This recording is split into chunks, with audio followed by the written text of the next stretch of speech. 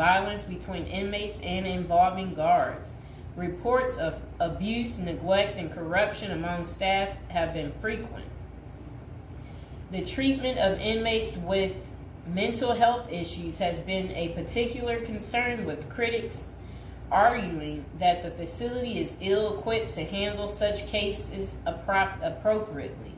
Likewise, the treatment of juvenile inmates is a subject of controversy. There have been calls for more appropriate handling in the facilities for young offenders.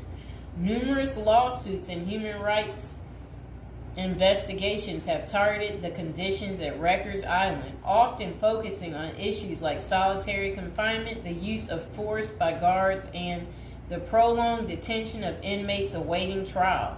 Now would be a good time to like the video, to subscribe.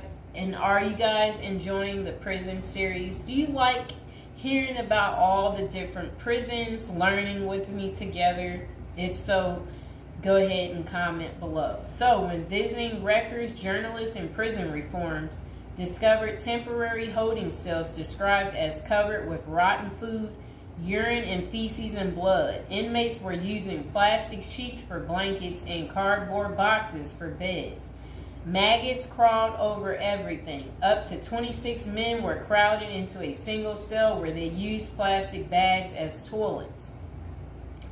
Prisoners kept in holding cells, which should be used for only 24 hours or less, often stayed there for more than a week awaiting transfer. In that time, food and medical services were not routinely provided. Now let's hear that paragraph again, just a small bit of it.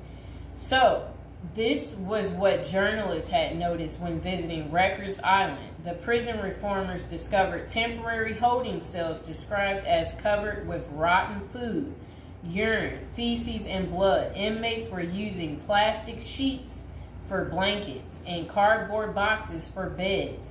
Maggots crawled over everything. Up to 26 men were crowded into a single cell where they used plastic bags as toilets. That does not sound good, does it, people?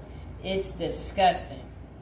So over the years, there have been various attempts to reform Rikers Island, focusing on improving conditions, reducing violence, and providing better mental health care. Amid mounting pressure, activists and political leaders have urged the city to close Rikers Island.